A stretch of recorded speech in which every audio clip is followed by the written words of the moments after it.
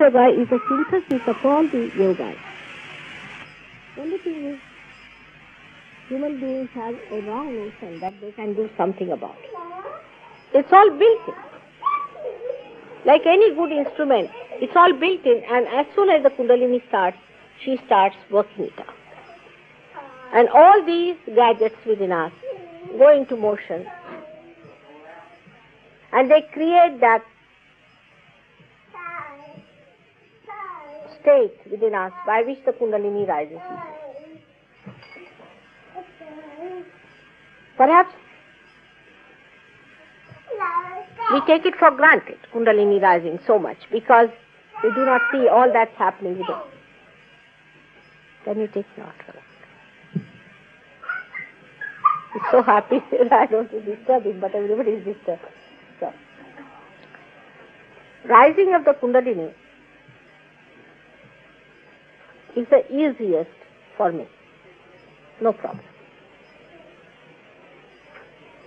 Even working out those gadgets, as I call them, chakras and their different movements, constrictions and dilatation at a particular point, when Kundalini is coming up, is not difficult. But there are two other channels within us, which you know very well, which act our sympathetic nervous system, which can be quite in trouble because of various conditionings within us. For example, some people have, say, a small conditioning like going to a spiritualist. Take a position, a very simple thing like going to a spiritualist.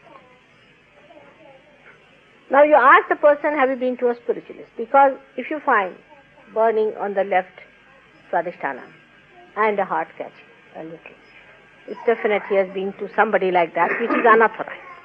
If you do something unauthorized, you can feel it on your swadhisthana that the person has been there.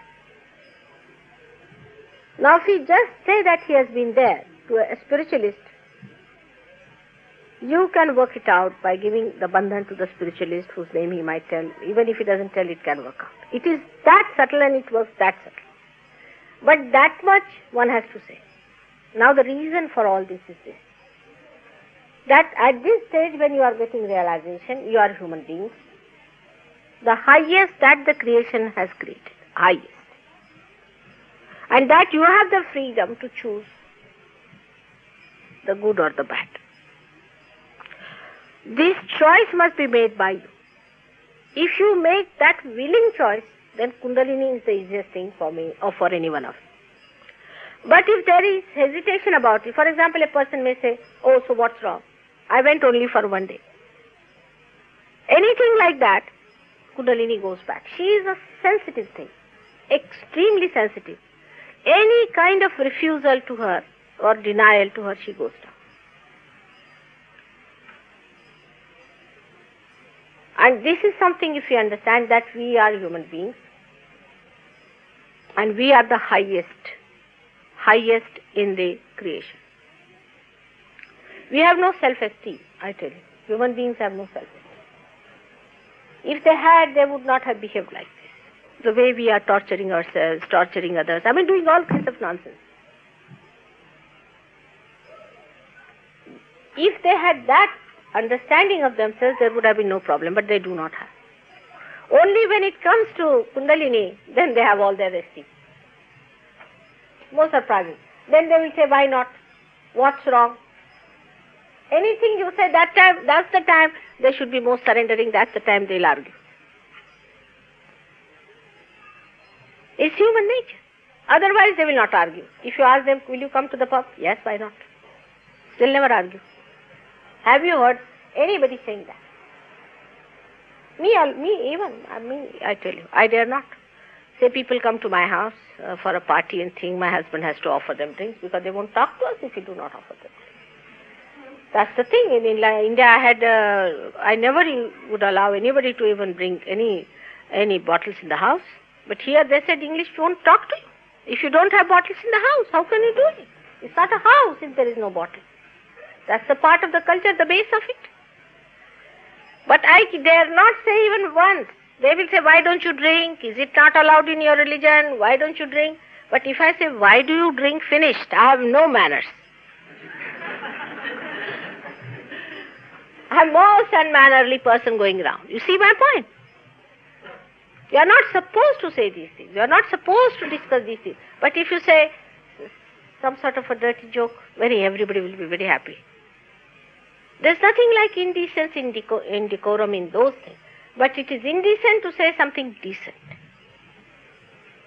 In the same way in Kundalini it happens that when it comes to actual Kundalini rising, one should be in the most humble manner. Oh God, just see the time, the moment has come for you to get what it is. That time they'll be arrogantly like this, you see, sitting. No, it doesn't happen to me. As if it's a very great thing, it's not happening to you. Just imagine. It would be like a king sitting on a throne and somebody is trying to put the crown on the head. And the person says, oh, it doesn't fit me at all. It's that silly, you know. But it is. And this is why the Kundalini doesn't rise. And she stops. And once she is that way little bit insulted, or she feels hesitant. You see, like a guest who is coming to your house. You put a punch on the nose. It will take time for you to patch up the whole thing, isn't it? And that patching up is also so slow. I mean, people just don't believe in patching up anything. And that's why the Kundalini is so disturbing. It is so disturbing. One should understand that she is extremely sensitive. She is your self-respect. Any fun you make out of her is a waste. You are wasting yourself, you are wasting the energy of the Kundalini, you are stopping your realization.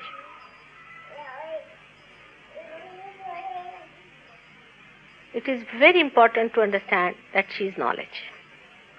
Whatever you have read so far is not knowledge, is avidya. Humility must come to you for that. Very important. You might have read thousands of books. Makes no difference to the Kundalini. She is knowledge.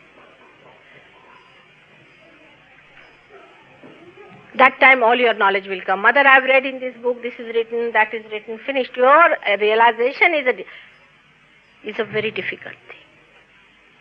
I am here sitting down. Oh, please, have your realization. Don't disturb her. I am sitting in between like a mediator, you see, between her and you. Now, don't disturb her. Here you are, suddenly you come out with a special announcement that I have read such and such book. And that book must be from some bhoot or somebody horrible. Has to be. And then you come out, I have read that book and such. It says so. Finished. Here we are talking of actualization, of getting realization, not of books. You have to forget what you have been going through. You have to forget what you have been doing so far for Kundalini.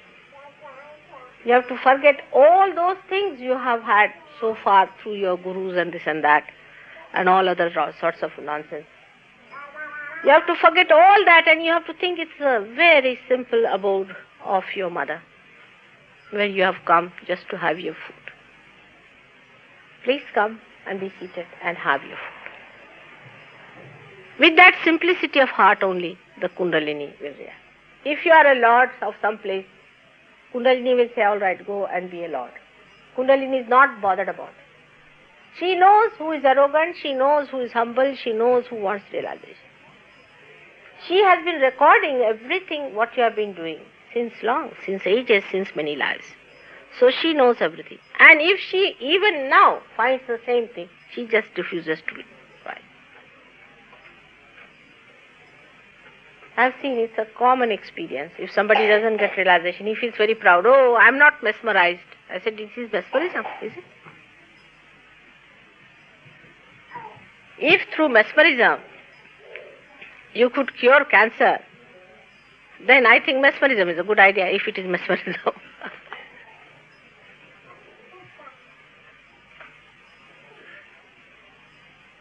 So first of all, before getting realization, one has to know that this is what you are seeking, this is what you have to have. And the Kundalini is the only thing that is going to transform you. There's no doubt about it. But even when you come to that point of Kundalini, people have read books on Kundalini also. I mean, everything they have read already. They have sorted out everything already. So then they ask, then what about that book? It says so. Now you see for yourself, why don't you see what it is like?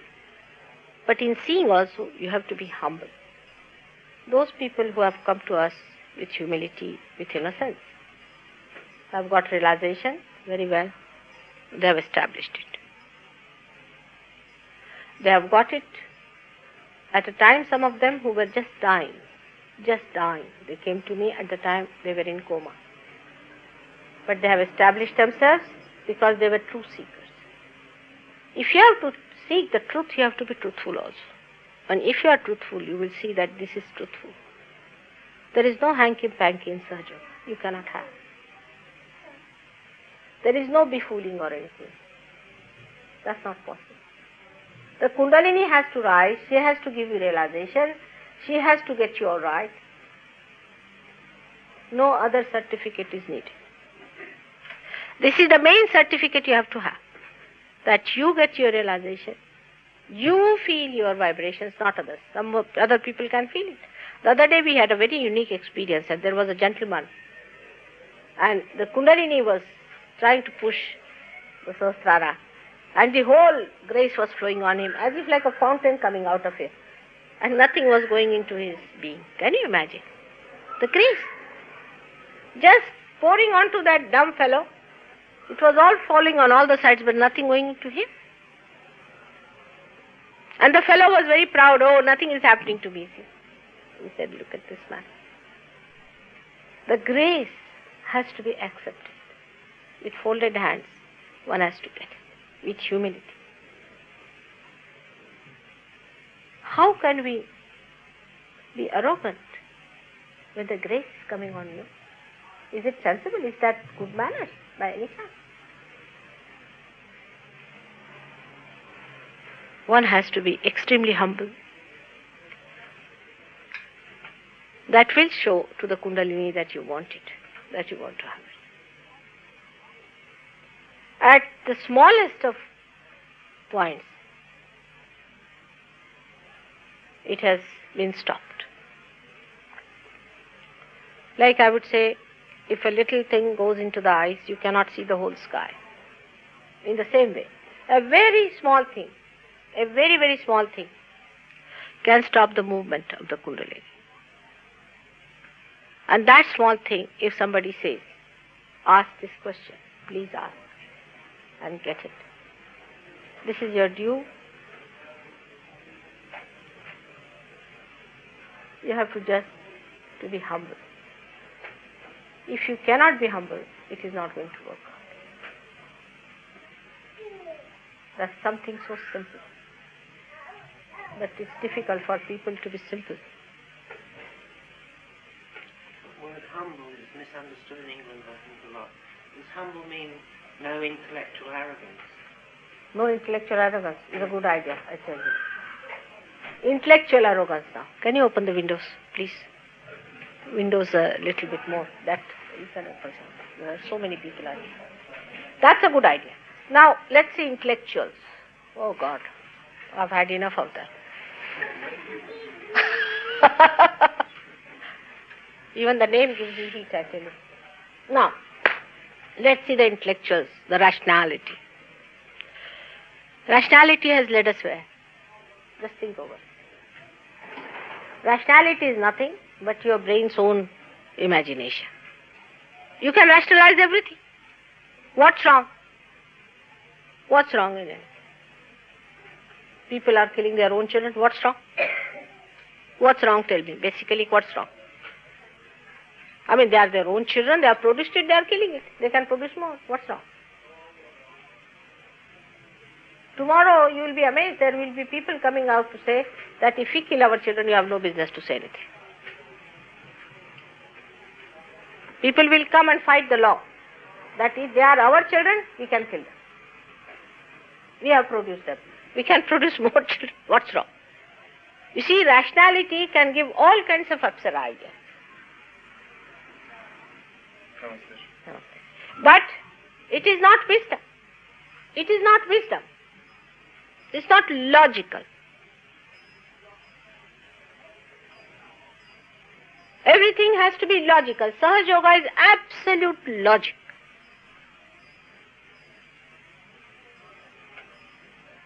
Rationality is limited, but logic is not. When you sit down with the logic, you can see that you have given birth to a child. He has right to live. And you have no right to kill. That's the logic. If you have right to kill, then it is also rightful to kill you.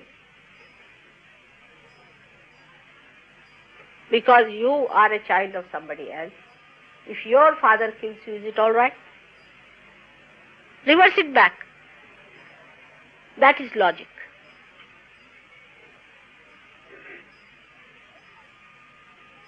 So the so-called intellectuals, where have they reached?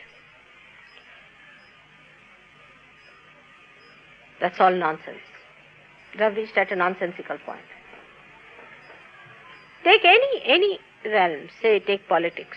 Of course I have nothing to do with it because it is absurd. It's a myth for me. They are just playing with shadows. There's no reality in it. None of the politics has any reality in it which is today existing, whether it is capitalism or communism or anything. Because they have not yet found out the real laws. They have not yet found out the power which governs the world. Only it is the kingdom of God that can have some politics. And is the natural politics. So they are fighting about communism, capitalism. What sort of capitalism we have here and what sort of communism they have here? From fire to frying pan like that. It's all useless, absolutely mythical. Man has not achieved that state where he can decide about his politics. After realization, you know that you have powers. You become a capitalist and you have to distribute it. You become a communist. You become both. You have to be a communist and you have to be capitalist. And you are very happy that you are a capitalist because you can be communist. If you don't have your own powers, how are you going to distribute it? The whole priorities change and a big difference comes. When you do not know your powers, when you do not know that there is all-pervading power beyond, then what are you discussing here? It is something like you have no money in the bank, there is no market available, and you are just discussing here what to buy.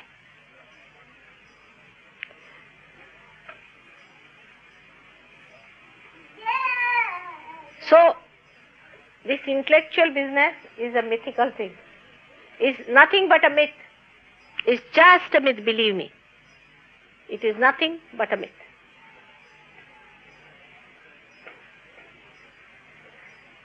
Intelligence, which is not logical, is abandonment.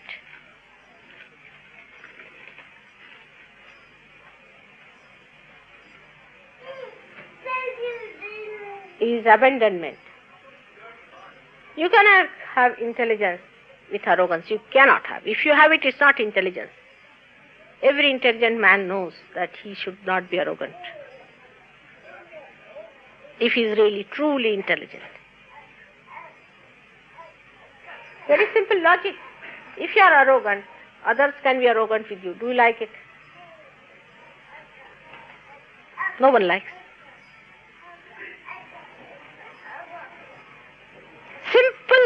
Simple equations are there. If you are intelligent, you may be anything, so what does it matter? You hang yourself by the nearest tree. That's what people will say, if you try to be rude to them. If you are very rich and fragmented, then you do not enjoy your riches with others. What's the use of all the richest people? Life is so logical. It's so logical. But I think this logic you see after realization better and simple. Because you start sharing, you can feel the sharing. You can feel it others. You can feel others Vishuddhi. You can feel others Nabhi and all these chakras, and you know we are sharing now.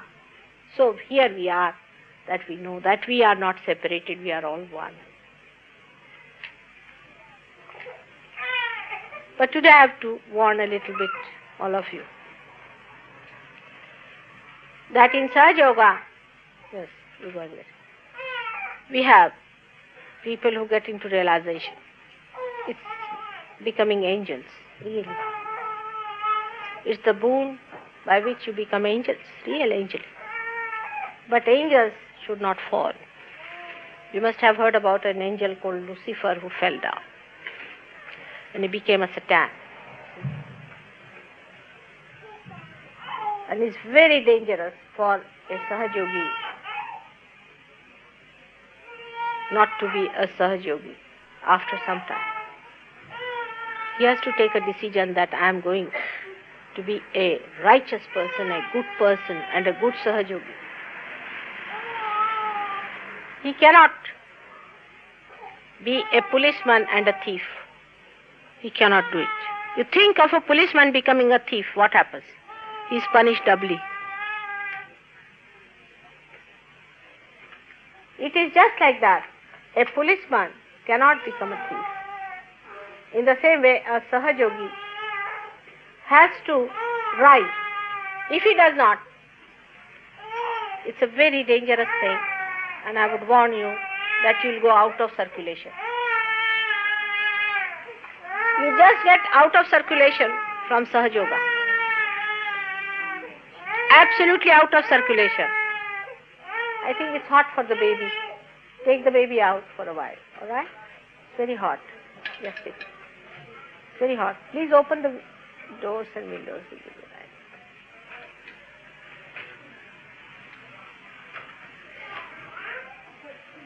Get 5 minutes.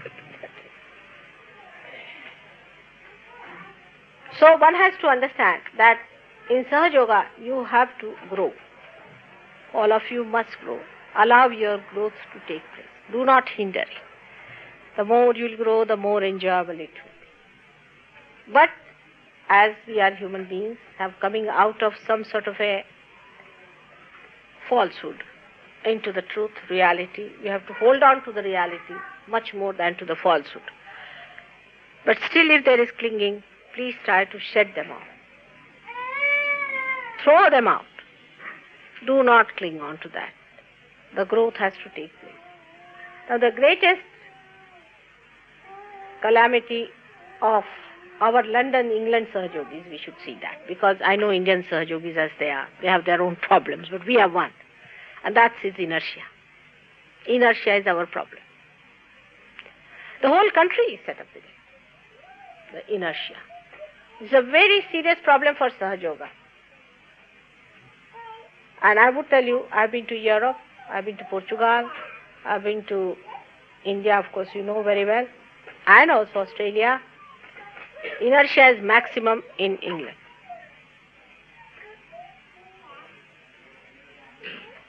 Now what is the reason? We must go to the root of this cause. I've told you that England is the heart of the universe. That's a joke. England is the heart of the universe. You did not know that? The universe, is it? Yes. I don't believe you. That's too much. No, it's all right, but open the windows, it's all right. I think there won't be more people coming in. You can open the... Later on for food we can go. All right? You can organize the food. Huh? Just now?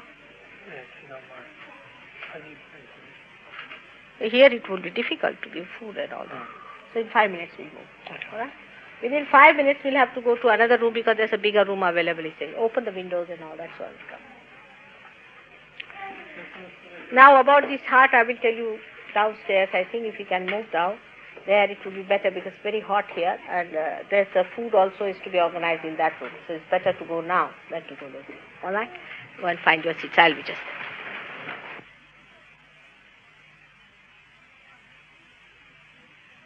And you are the people who are responsible for the heart. Now, heart is the most important organ in the body. If the heart fails, the whole body fails. Supposing the brain fails, still the body will go on. But if the heart fails, the body stops functioning. So the attack is on the heart. All the satanic forces and demonic forces and destructive forces will try to attack the heart. Naturally. Because if they attack any other place,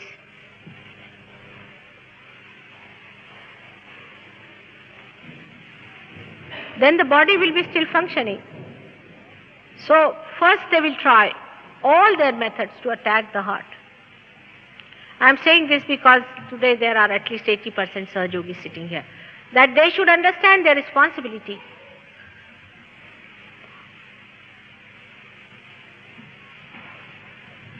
If this heart becomes frozen through inertia, there is no hope for the whole world.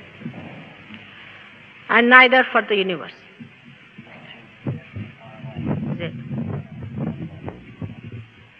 Or for this creation, there is no hope. That's why I am stationed in England. I've been traveling and traveling in England, spreading vibrations. But I think English Sahajogis do not think how important it is to awaken themselves and to work it out. The movement is extremely slow, as if it is deadening, and I am sometimes really worried about it.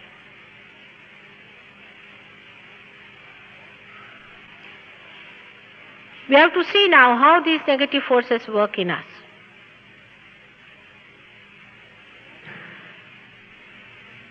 They work in us in various ways.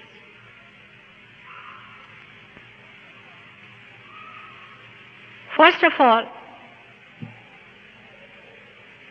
they will work in us through people who are vulnerable.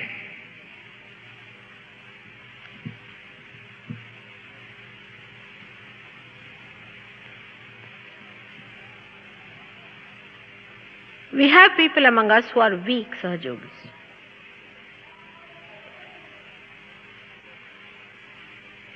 Who cannot sustain the truth within themselves. And they are very vulnerable for all these negative forces.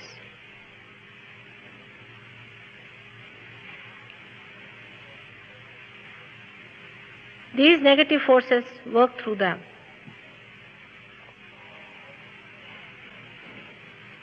They give you ideas as a very highly developed center. There were some Sahajogis who are really first class. They were given idea by one of the such vulnerable ones that why should we combine with others who are not so good? Let's have a separate entity. Because before this, one person used to get very important and he used to organize, do this, do that, and he used to boast. Because I stopped all that, these people who were really good and sensible people, they were given this idea that let's start our organization separately. I mean, in the sense that let's have a deeper meditation or some sort of a thing. To a simple person, it would look really good because those who are good should really go further. Why should they be sort of tied with others? But one has to know that you cannot be segmented. if this finger is sick, it is more necessary to look after that sick finger. I do that way. If I look after someone much more, then no, that person needs my help, that's why. To a point. But sometimes such people can come out to say that, oh, mother cares for me so much, she has said this, she has said that. All sorts of nonsense can work out. It depends on your wisdom to understand.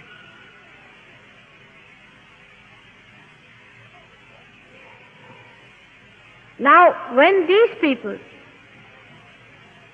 said that they would like to have another organization or say another deeper meditation thing, I said, you have not even followed the basics of Sahaja Yoga, though you have gone so high up. How is it?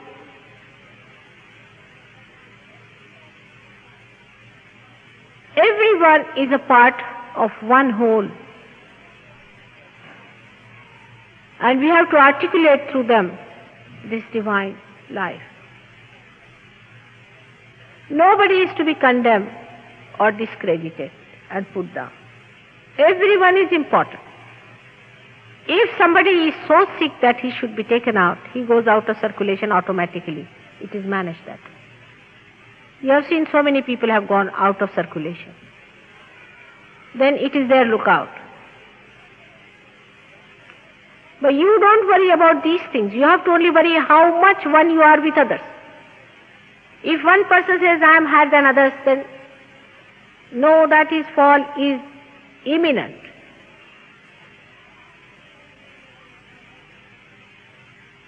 This kind of domination is absolutely not allowed. And such a person falls, you have seen this happen.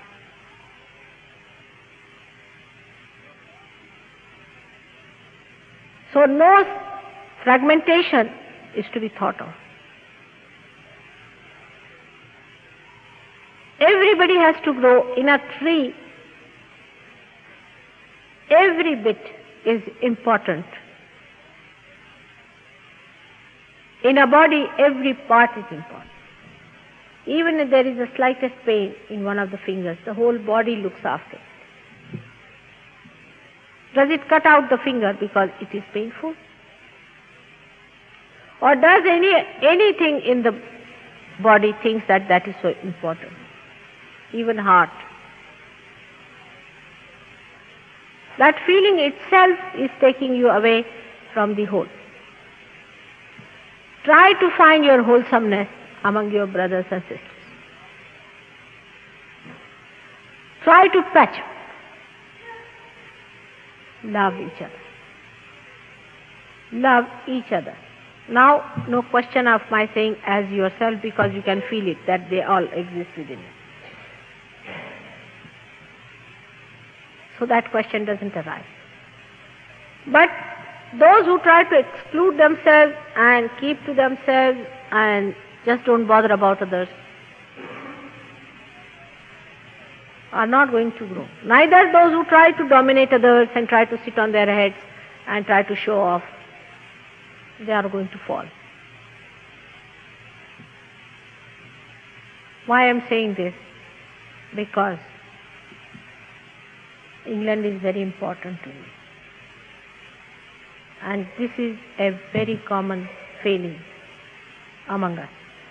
When I am talking to you, I am talking as British myself. All those who are also here, Indians whatsoever, they are all British and they all develop these qualities.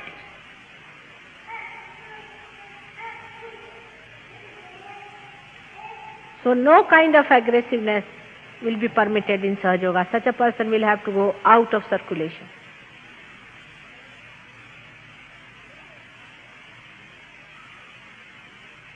One has to be very careful. The another very big problem of inertia is that people say, now Sahaja Yoga will do everything. Where is Sahaja Yoga? It exists within you. It's in your own kundalini, in your own hands, in your own feet. Before realization, effortlessness is all right. After realization, you have to be dynamic. For example, when you have to enlighten the light doesn't move here and there, otherwise you cannot enlighten it. But after enlightenment, it has to give light. Otherwise, what's the use of enlightening it?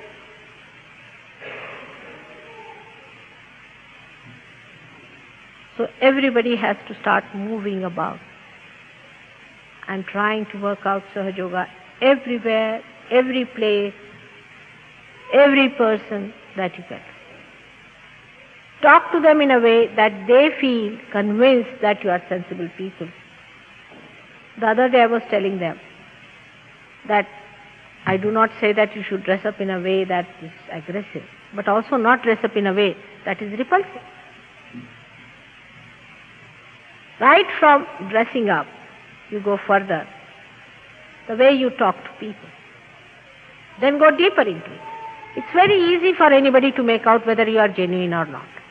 And the most important is how far you have achieved in Sahaja Yoga is the point they are going to see.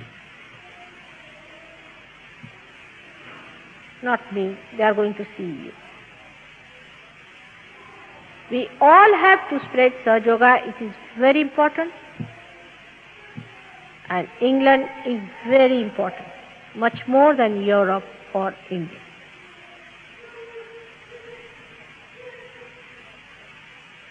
And that's why I hope you all will understand your responsibility. First and foremost is to be humble. Try to be humble. Humble because so far you have not known what is the truth or the reality is.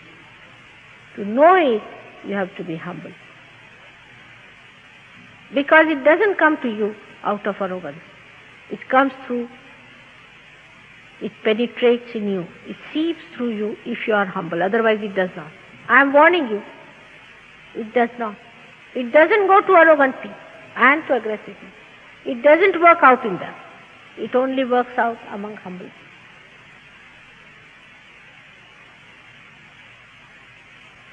Try to be humble in your heart. You enjoy your humility.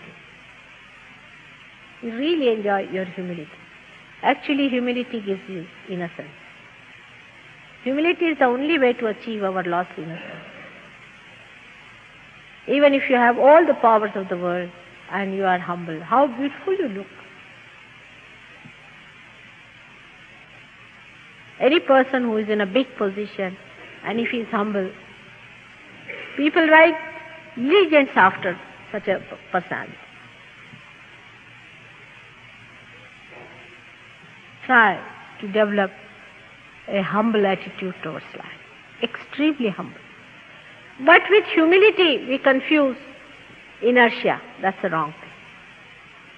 Humility never means inertia. Humility means dynamism.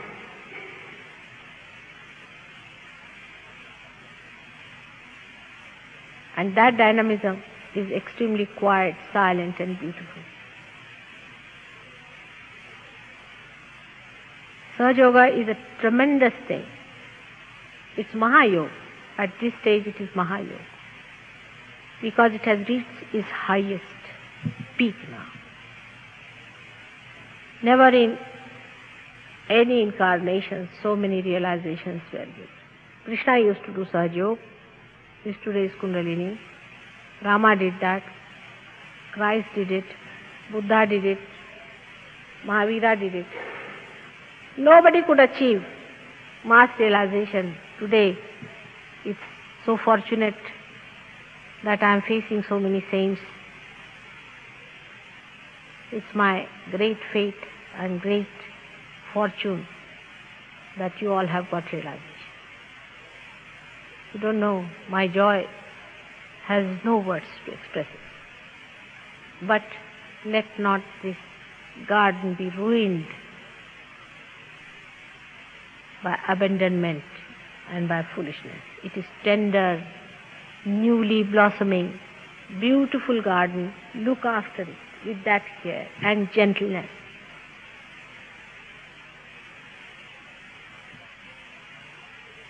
Otherwise, it can all fritter away. Most of the fake gurus are being exposed now. They are all going to be exposed. They'll fritter away because they are false. But if Sahaja Yoga fritters away, you English Sahaja Yogis will be held responsible because of your inertia or your arrogance. When you are active, you are arrogant. When you are not, you are lethargic. Please come out of these two extremes. I request you to meditate on this about yourself. And I'm sure we are going to achieve wonders. Definitely, no doubt about it. May God bless you all.